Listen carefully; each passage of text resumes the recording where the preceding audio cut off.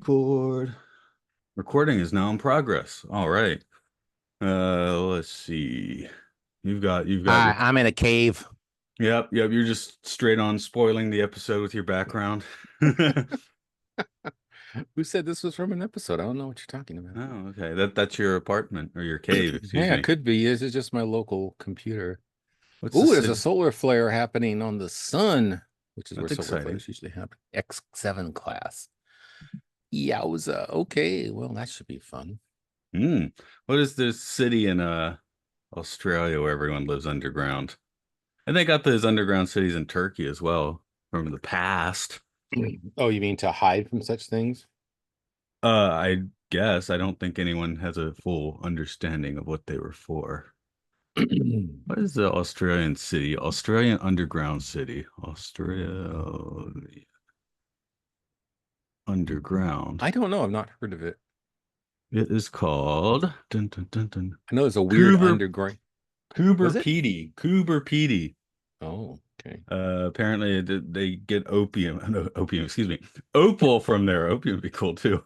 They get opal from there, and Is this pre-European? Is this something no, this is Aboriginal thing? now. This is now. Oh, It's so okay. hot that many locals live in elaborate luxury dwellings with underground swimming pools and stuff like that.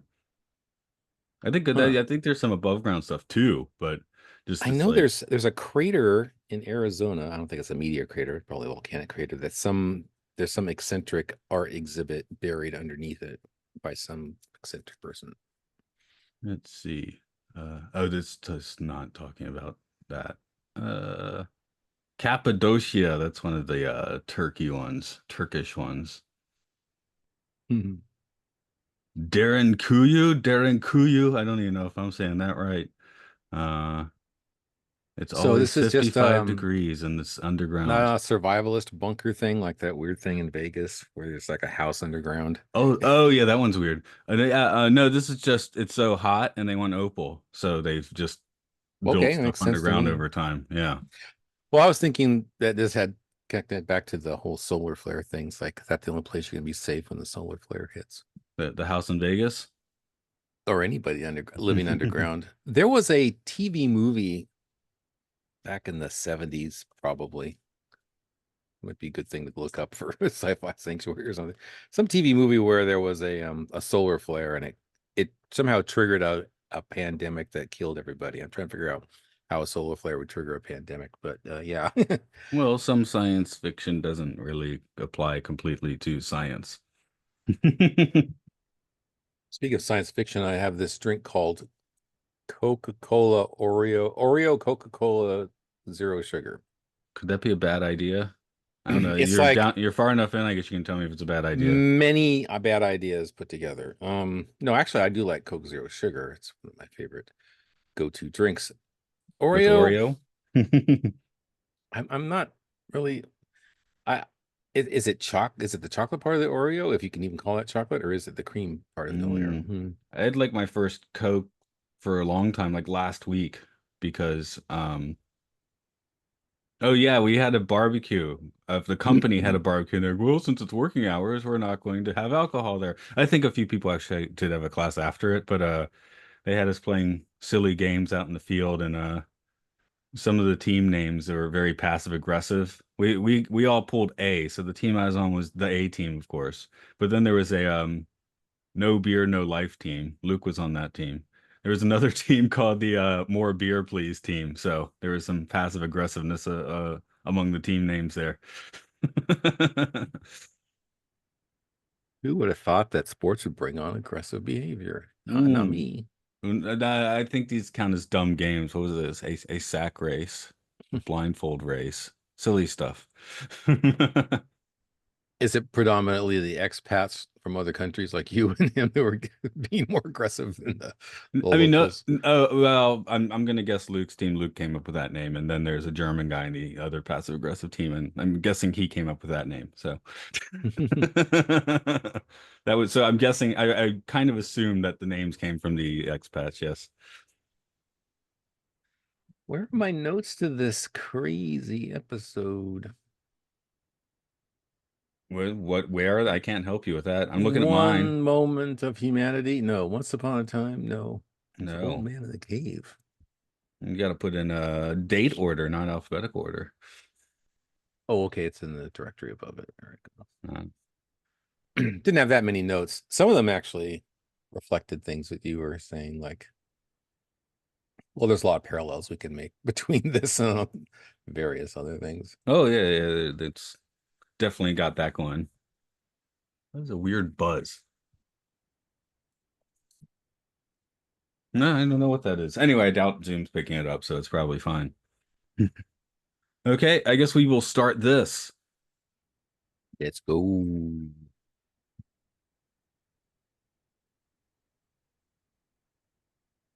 Hello, welcome to Time Enough Podcast. It's where we dive into all of the episodes of The Twilight Zone and beyond. This is Matt here. As always, there is Brian there, as sometimes he is. I'm old Brian. Yep, I live in a cave. he is our titular old man in the cave now. Are you claiming old now? I guess I kind of own up to it, I suppose. I Okay. don't know if I'm the oldest person that's been on this podcast. Probably. Mm. Well, we had that special episode with Tommy Chong. He's definitely older. Oh, no. Okay. Tommy Chong But we didn't actually bests do an me. episode because they couldn't access it. But he was there, so I was like, "Hey, let's chat." And that was a cool episode. If anyone wants to go back and listen to it, we just talked about random this and that and old timey radio anthology shows, which I guess predate the Twilight Zone. But we are in the Hmm. proper Twilight Zone now, season 5. It's the old man in the cave. Um, I guess I'll just jump straight in and start doing trivia then, which is as follows. Do it. The original air date was November 8th, 1963. Script is by Rod Serling, but based on the short story The Old Man by Henry Slezar.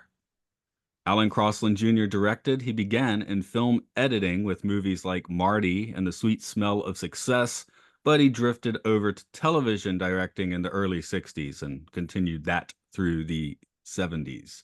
I think he did 4 episodes of The $6 Million Man.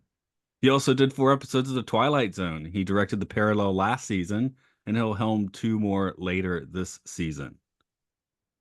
James Coburn played French.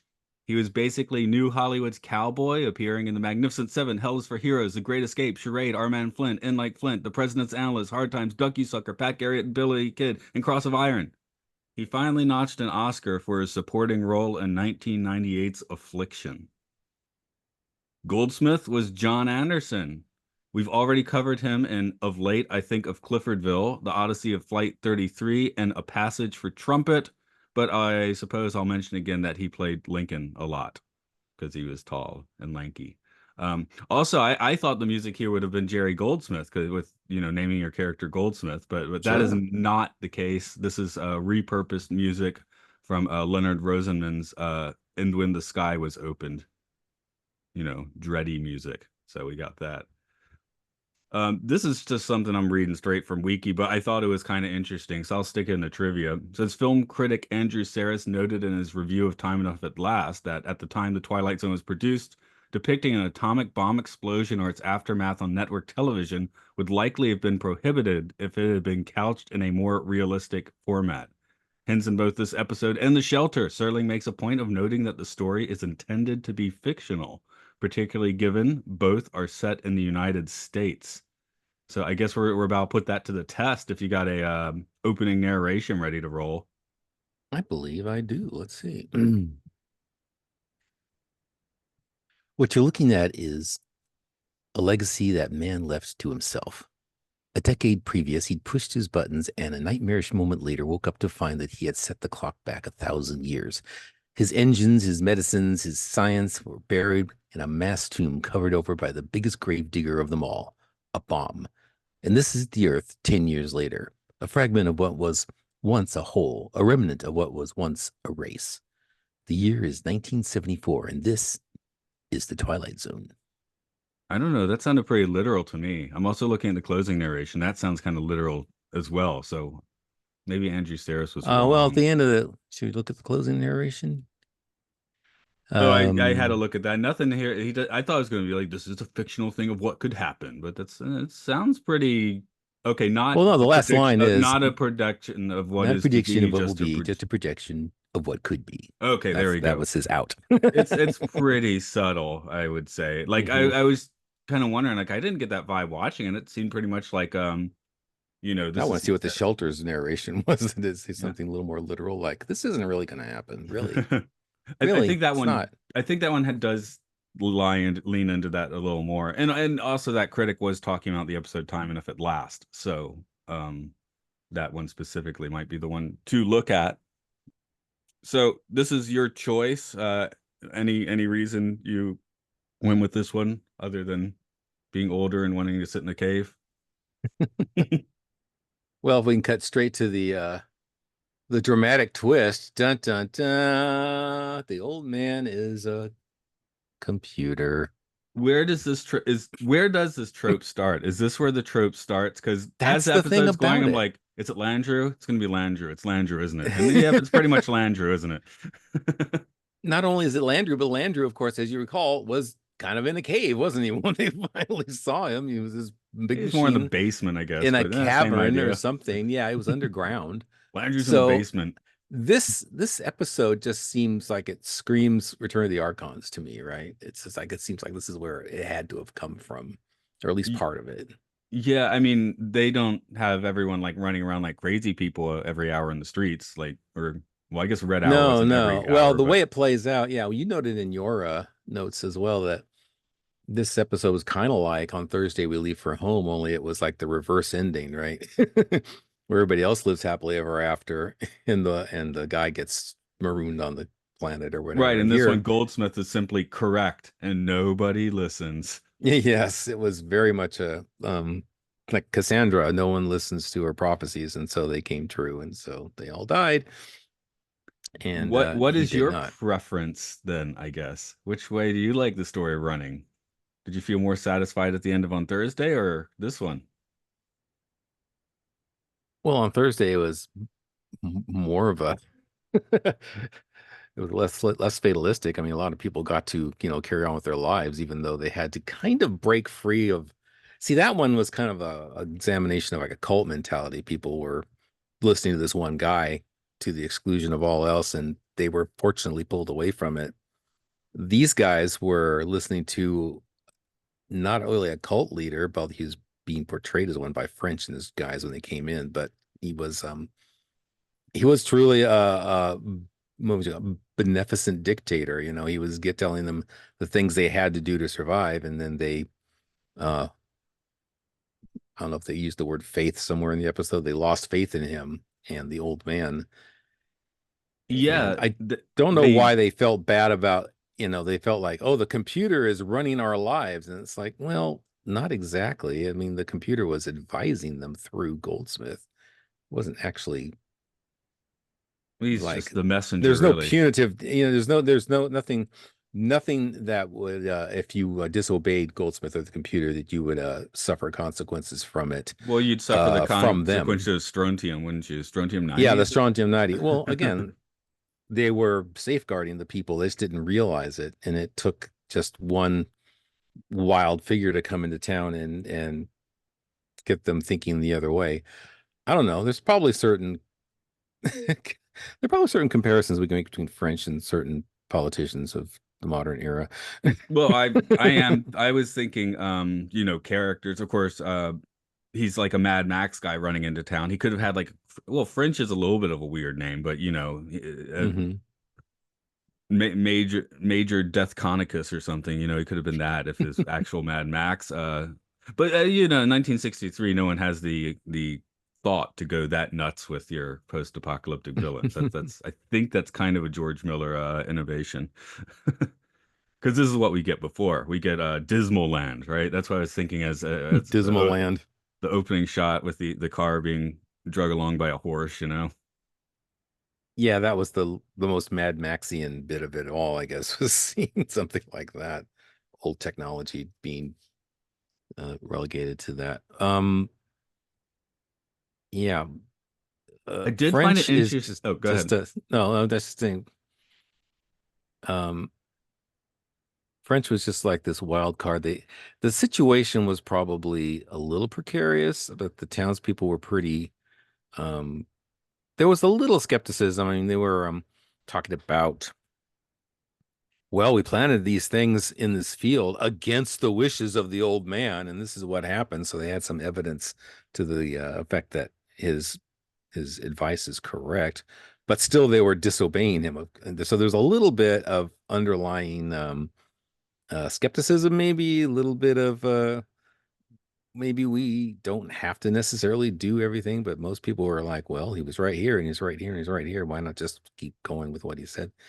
But they were right up against the wall with apparently a severe lack of food and a whole store full of canned goods that they could chow down on. So it didn't take too much to push them over the edge. And then in comes James Colburn. Now, the other one I was thinking of, and this is just because I was watching the movie last week, but he does have some serious Frank Booth energy from Blue Velvet, like kind of let's go on a joyride, right? You're coming with me, that sort of thing. He's not as intense and crazy, but in 1963, James Coburn is probably the correct guy to play that sort of a role. Dennis Hopper hadn't like aged in enough, I think. He was still playing Hitler last season, or Well, Hitler's Avatar of buddy, Hitler, yeah. Hitler's pal. I'm not sure how well known was Colburn at this point in time. Was he like a major get for the show, or is he just an up and coming like I Burt Reynolds? Oh, that's a good question. Because yeah, I just spat out all of his Because by the end of the decade, he was our man Flint, right? Which I need to go see again. I he haven't had watched that a movie all the way back. good role in Hell is for Heroes. He was in The Great Escape this year. I guess people are seeing him charades this year. People are seeing him a lot, but he's not necessarily a star yet, I guess. So I feel like he would have been a get He's at this busting point in out. time. He's on the rise. He's a And he rising would have star. been 35 years old doing this one. So slightly older than Hopper at that point, I believe. Let's see how old Dennis Hopper was at this point. Um, I mean, if I want to see, let's see, Hopper was about 6 years younger. So I'll stick with my Hopper wasn't salty enough yet. He needed to ride around some motorcycles first, something like that. But maybe that's my thought there. Um, yeah, I was thinking it was weird. Why did they keep going 1974? It's like let's go 11 years in the future. Maybe they thought Because it'd we be just 10 did that years in by the time it Steel. aired. Maybe they thought it might not air until 64. But yeah, Maybe. it's kind of funny. Yeah, twice in a row we got all of us in a row, but twice within the beginning of the season, two episodes set in 1974. Quite different 1974s. If they bop over a few states, maybe they'll get the town in Steel. They're just in the wrong place. No, that was where was that? Was that set in no, it was set in the middle of Kansas somewhere, right? That was where the Steel was doing that bout with Maxo. So Steel must still be okay then. Yeah. I mean, Steel, the Kansas must still be okay. Excuse me. Just don't go Steel's near not Lake okay. Erie and those moon howlers up there, Lake Erie. Yeah, I yeah. wanted to hear Steel more about the himself moon got howlers. pummeled. It's like what they're doing a whole group of humans just go totally feral and start howling at the moon up Yeah. in the Great Lakes region. Why would that be? Hmm. What I find interesting is I kept making Star Trek notes on this one, but it's not like a space episode, right? Because on Thursday we leave from home was almost, obvious. Like they show up in a spaceship, there's the megalomaniacal guy on the planet, or becomes that way. Whereas this one is, like a small town setting, which I guess Trek does a lot will do a lot of small towns. This is 1963 because They could have set this story on an island and have a ship arrive to take them to a promised land, and it would end up being basically the same story. If you turned around the fact that, people were not dying. yeah, French and crew are kind of coming to stay, or at least as long as they can stay before they burn the town out, which I assume is what they've been doing Mad Max style, is going to Oh, different communities and just exactly. burning it out, you Definitely. know? They were just going through looking for food. Yeah. So that's why they're always the first people to try food, which astonishes me that they survived as long as they did, because they didn't have anybody warning them not to open cans until they got to this town. And maybe that's part of their arrogance was like, well, we've pillaged 10 towns and we've eaten food from 100 stores and we're all fine. So what's different about this store? Which was an interesting question. Why would there be canned food that was contaminated? And he made a point. They put a line in the script. It's like, this was canned after the bomb. It's like, who's around canning food after the bomb? Well, there'd be a slow, I mean, maybe a quick decline, but there'd be things, like a few places. Because this is, I don't know. Maybe we're thinking like 1980s mutually assured destruction, which was still around 1963, but the tech might have made it like slightly slower, right? Like a few cities get nuked, and then next week a few more get nuked. As Hmm. I don't know. I could be wrong about that because yeah, I grew up in the 80s, and it was like, yep, yep, yep. They pushed a button, everything's over right now, right here, right now. I wanted to see if I can look up the short story because again, this is not an original Rod Serling idea. He based on a short story. See if it had a line to that effect that explained why the food would be dangerous even though it was canned. You know? The metal is contaminated, maybe. Yeah, it seems like it's something they had to gloss over to make the plot work. It's like we gotta warn them against this thing that is truly dangerous, but no one knows it's dangerous until they fail to heed the warnings. Like I accidentally left a plastic bottle of water outside in the middle of summer for a few weeks. Oops. But after that you don't want to drink it. The plastics from is probably all like melted into the water at that point. Oh, if it's in the heat, maybe, yeah, the plastic would probably begin It to was like in direct sunlight. I'm contaminate like, the well, it water. still looks okay, but yeah, that's probably not something you want to I bet it drink. didn't taste good. Well, I didn't drink it. That's why I'm saying I bet. No one's gonna know. So I mean, like again, effects of nuclear destruction. Who knows how mass contamination actually works? We don't have like a real life study of that. And the Bikini Atoll, that didn't work out so well, just on in a microcosm. Now, is Bikini or one of the other islands that they tested on is the one where they actually went around and tried to scrape up all the topsoil and put it under a giant dome, which looks a lot like the saucer section of the Enterprise D if you look at it from space. This is a Mhm. giant concrete dome. You can go and stand on it, and it's like, yeah, there's a whole bunch of radioactive fallout sitting underneath this thing. Well, it's And like they being said, a Priapat Chernobyl visitor. mm-hmm. Don't hang out too long, I guess. Hey, I hear they Cour- want to fire up 3 Mile Island again, so Yeah, okay. That why? I happened on don't my know. birthday. Oh, 3 Mile Island. Yeah, yeah, yeah. Congratulations. I was born with 3 Mile Island unborning. And Luke was born on 9/11. Lucky him. Yeah, yeah. Well, I mean, 3 Mile Island is not really like a specific date. That's like over a week, right? Or a few days. But Yeah, it took a I few was born days. somewhere in those few days, so maybe I got contaminated by it. Were you born in I think Pennsylvania? nuts. No, I wasn't born in Pennsylvania, but my Okay. family's from Pennsylvania, or my mom's family is. Oh. This is another all the food is poison situation, I guess is the main point. So yes, I had that Tim and Eric song in my head again, Cue the song. yeah, Oh, the food is poison. which you said you heard it like third hand or something, like someone was just singing around you and you had no Yeah, clue one where of it came my from. stepkids was singing it, and I just thought it was a funny thing he was singing. It turned out later, Okay. oh, it's from a show. Okay.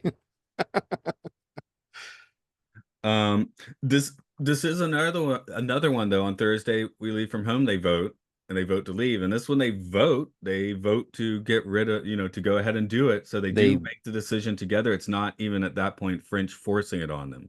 I mean, maybe he's been a bad influence on them, but they do kind of choose, I guess. He's not bullying them that hard when they Yeah, choose. I was like I said, they weren't like not like in the case of Thursday when they leave for home. Um, it took a lot of effort from Tim O'Connor's captain character to try to persuade them to stop listening to him. Whereas here it didn't take as much effort. But again, of course, in this case, though, they're starving to death. Although on that planet it was hot and not a lot of water, so they were also in dire straits too. But I think, like I said in the earlier part of the episode, they were like, well, should we listen to him? Well, we planted over here and this happened. So there's some dissent in this population about his leadership, but not a lot. But it's not cult level devotion. They're just kind of sticking to him No, I because mean, he you hasn't can been see where proven that wrong would yet, right? where that you get in people's craw, like, we're wasting away. There's a big pile of food there. Why aren't we eating it? Yeah, it had gotten to a point where the stress was on, and then he showed up right at the wrong time to, capitalize on that. So, do you think Goldsmith is going to live more than a week past the end of this episode? He no longer has his his computer to give him advice. If the computer were still around, he would probably move in with it. It would be, the odd couple living in the cave. And he would continue to get advice from it to keep himself going. But without a society of any kind around him, I don't know how long he would live. If he got sick or something, he would probably not survive much longer. So, yeah, he probably just wandered off down the road, and who knows what became of him. Maybe he found another community, but he had nothing to offer them since his one ace up his sleeve is the computer, which has no name and has no background and has The no old man. no provenance of how it got in the cave in the first place, which I believe was pointed out. It's like, how is it powered these last 10 years? That's what I was wondering. What's its source of energy? Yeah, it's got a nuclear generator or something. I don't know, it could have been built as a doomsday computer, right? Um, where does this episode actually take place? Is it Pennsylvania? It I just don't is a know if it sparsely says. populated town. I guess because he makes that thing like 500 people left between Buffalo, New York, Buffalo and Atlanta. So for some reason, I Somewhere in the East Coast, basically. talks about what Or used to be Chicago. Okay. Um, you'd come quite a ways considering, the state of the world, traveling from Chicago to anywhere significantly east of that would have been a challenge. I And these mean, guys just had one Jeep. There's like three guys in one Jeep, or was there two Jeeps? I can't remember. and some guns. Guns are always helpful in that sort of situation if you want to raise some hell. Ah, yes, the post-apocalyptic. I put in my notes that Coburn or French is kind of the anti-Kirk. Why talk the computer to death when you can smash it to death, which is, what he does. But um, then he gives a short, dumb speech after smashing it. So, uh, but it's not very useful. Yeah, this is one though. At the end, I'm writing what so is the moral of this that we should let AI dictate our lives. It's better if we let AI dictate our lives. It does have a weird like you should trust the technology message that sci-fi usually does not have, I feel like. You're saying that it doesn't have a red hour, but the red hour started when they destroyed the computer. And it was like, festival, festival, drink the contaminated booze, eat the contaminated food. Yeah, You know, yeah. you notice the women were getting really friendly with some of the soldiers. I think those guys were being total jerks to them earlier. Well, the last 10 years have been very boring. Now suddenly the girls are flocking to these, these They like the God, bad boys. these bad boys. Yeah. I mean, I guess that's better than again the Mad Max thing where they're just rapey, you know? I mean Yeah, that's the truth of the situation, unfortunately. But if we're going to watch this, 25-minute primetime thing, yeah, okay, sure. Let's not press the button too hard. That's fine. well, I think that with enough, alcohol flowing, apparently they're on their way to being, lascivious with the local ladies. Well, considering that how everyone looked at the end, I guess the Strontium 90 it didn't take long. Um, it's Yeah, like they a said they'd be Jones. dead within a week. You're, Did it take a whole week? Did you just stand around and watch them die? Did they all just lie down in the street? Looks like they all dropped dead over the course of the evening, and by dawn they were all dead. well, if they were partying hard and drinking all of the booze and eating all of the food, maybe it took less than a week. Because he was like, if you eat this one can, it'll take a week. But they're chowing down, so maybe it takes less time. Going back to Chernobyl, I'm just thinking of the TV series. Well, I guess it took a different amounts of time for people to, succumb to radiation poisoning. They wouldn't have looked just like perfectly fine, beautiful corpses lying on the ground, that's for sure. If they had all that strontium, they would look like, Yeah, I melted watched messes. the HBO show, and it was kind of horrifying when they were sitting there, just like within a mile of the plant, just watching the sparks flying up out of it, just as the core melted down. It's like, oh, you guys are all dead. So this also makes radiation poisoning a lot more milk toast than it would be in reality. Oh yeah, they're just looking, yeah, like you said, for well-preserved corpses. Like if this episode has a problem, it is one of the things where it's just like a lot of things later took the ball and ran with it. you know, Yeah, because Star Trek's after this, Mad Max is after this, and they take strains from this story and just kind of like, rock it harder. But for 63 Twilight Zone, I do think this is a well produced, well acted episode and all that. Oh yeah, it definitely holds up. It's just that it's so prototypical of the whole, computer run society thing that Star Trek, like you said, it ran with it in different ways. Like A Taste of Armageddon was a computer that was, waging war and would just kill people as part of its tallying process of the war. And then there's, the Apple, where Vol is essentially a computer. We never see him, but he's under that giant glowing head But when they running the, come to the the entire planet. steel Yeah. door, that's when I was thinking the Apple, you know? Yeah. Yeah, and the Apple, you don't really ever see it. It's just the head, the big giant glowing head on the planet's surface. Let's see. And then is there one or two others? I don't know. Even in the Twilight Zone, there have been other computers that turn up, but I think we see more of them actually in this season than any other. Yeah, have we had controlling computers, I guess is the question. Like this is a computer kind of in control, Yeah, a which lot of the maybe we haven't dystopian ones seen are much. like run by humans, like the Obsolete Man or Eye of the Beholder. Those dystopian societies aren't apparently controlled by computers; they're controlled by people. But But well, this was a first for the Twilight Zone. yeah, one of the reasons I was like, well, what town's he going to go to? Or hey, maybe Kansas is fine and steel is happening there. I was thinking of things to come, where you have the 50 years down post-apocalyptic society, and then the scientists visit in their flying car, you know? So there's af post-nuclear strike, there's been very different um oh geez, thing to come is the 30s. They're just World War III, right? Or two. What did they say in that movie? I don't even remember. The 30s is a weird time to have that going on. I guess that's why it's a forward-looking movie. But Right. By the 70s, that's almost, just very common thing. You have, well, for crying out loud, you had like Saturday kid shows like Arc 2. It's like it's a post-apocalyptic world, and these three young people are running around in this, high-tech SUV solving their problems, high-tech RV. I don't know if you ever saw that show, and it was maybe a little before your time. yeah, but this has lost its mystery box. Any mystery box value it had is like gone. You know, just like within 3 minutes. Oh, he's talking to a computer, isn't he? That's a computer in there. It's a computer, isn't it? Yes, it's a computer. And So I'm there's saying like it's like the beginning of it. It's the beginning of it. It's like now you can't go back and look at it. You can't unsee it.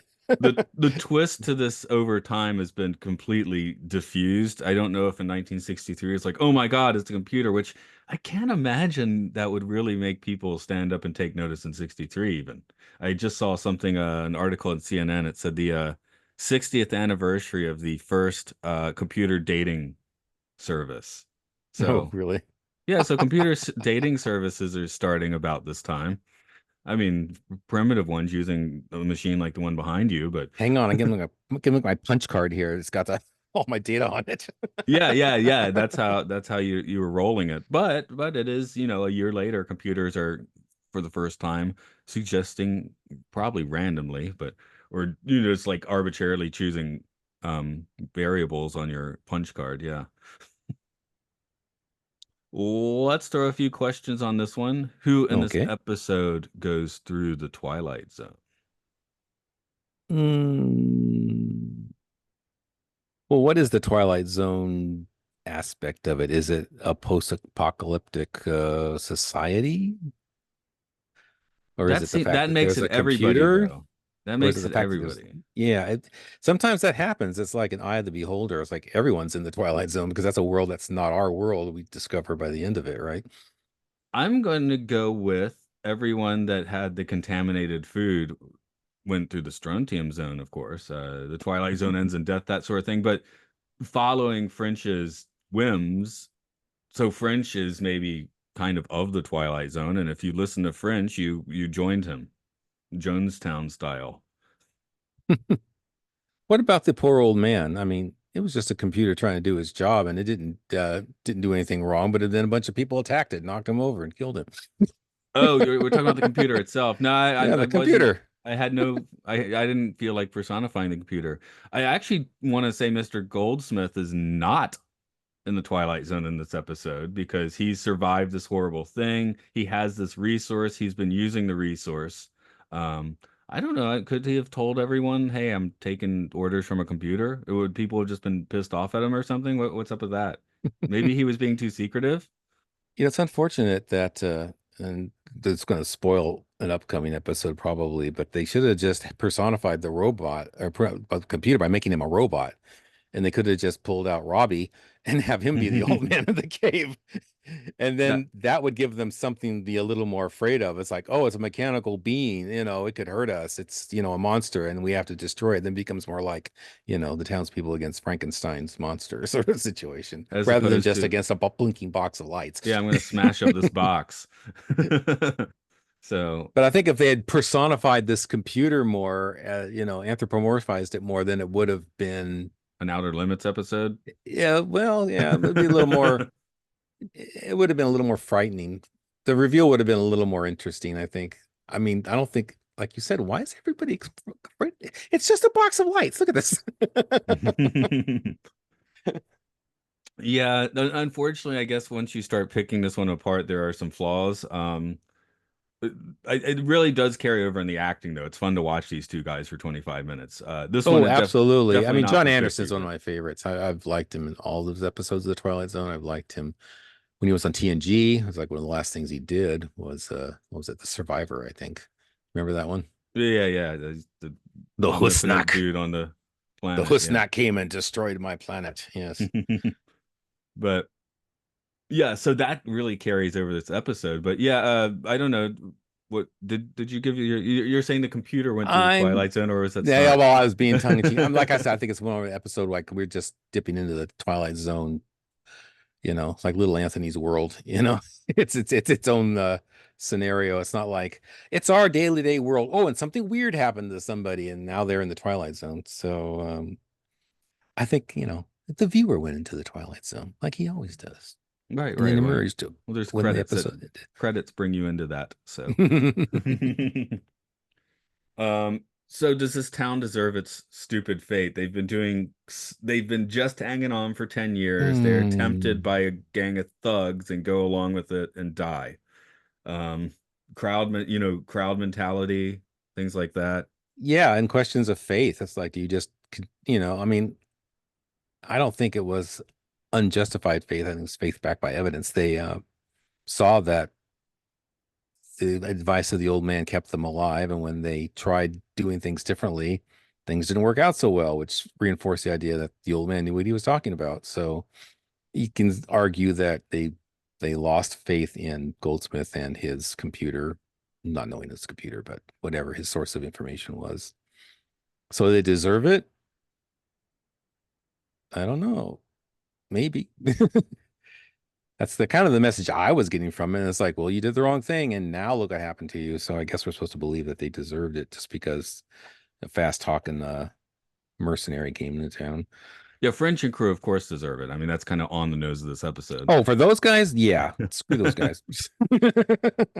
They probably this is their comeuppance from probably doing this, like I said, 100 times before, before they got Right. to this town.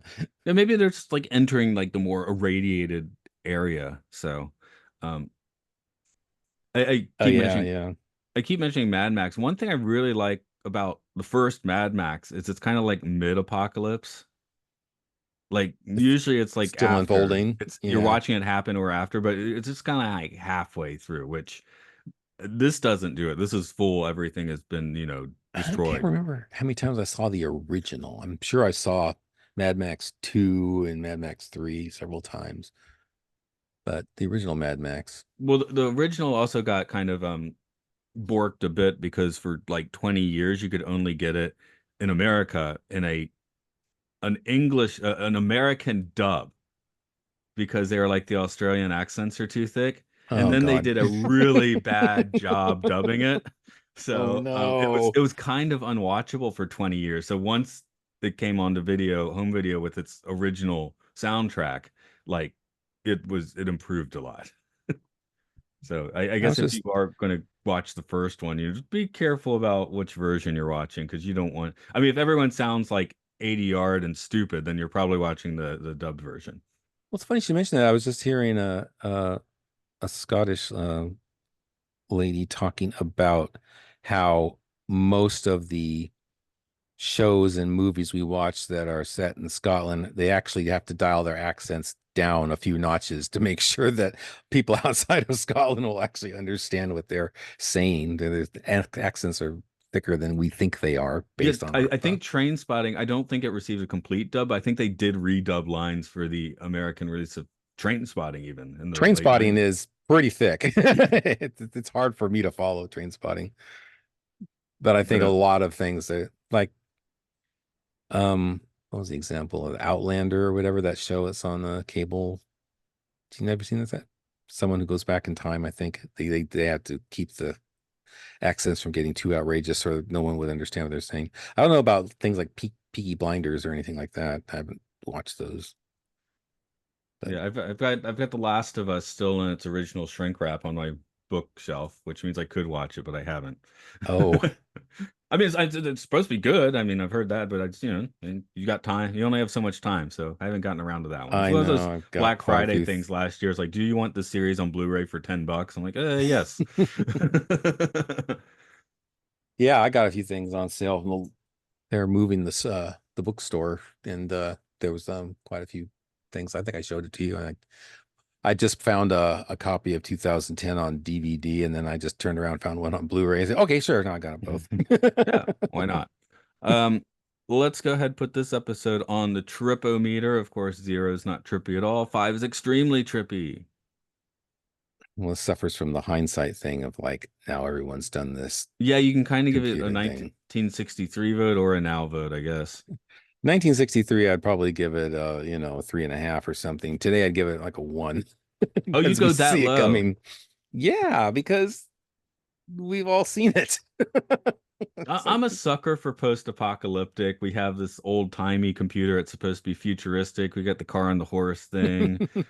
I actually was being a lot more generous and thinking in 63 I'd give it a 4. And then now I'd give it a 3. Like I oh, can okay. appreciate that they're setting seeds, planting seeds that would later, turn into more prolific Yeah. wastelands. But uh I think that, I mean, yeah, there's still enough to it that I'm like, okay, it's kind of a template for other stuff, and that's clear, but I still respect it for that. Still has like a little bit of a weird vibe to it. So I think of like Gene Roddenberry's Genesis 2 or Planet Earth, or whatever they called it later, had gone to series, we would have seen at least one episode like this where they found a computer running a town after the destruction of the world. I mean, what was last of the Valley of the Shadows was kind of along those lines, but that was just an alien tech machine. It wasn't telling This them what to do. alien But tech came to town, but and then they having kept it that. Yeah. just having it had a weird rule over that community, right? Like it Hmm. wasn't telling them what to do like this computer is, but that's another uh No, it just community under became the that little thrall of a tribunal of tech. three guys who ran everything because they controlled the machine, I Yeah. guess. And this isn't a secret society, but it's an isolated society. So True, true. just drawing some lines, seeing where they go. Just asking questions. Um, Well, also that other show I talked about, Arc 2, I bet. I know. In fact, I think there was an episode where there was a society that had a computer running it. oh, So there it you go. continued even then. See, Is I that was spoiled by RII? Saturday morning cartoons and Saturday morning live action series in 1975. Okay, I'm looking at Arc 2 now. Last time you mentioned, I think I was looking at some bit of information, but I vaguely recognize it, but I'm pretty sure I have not watched it.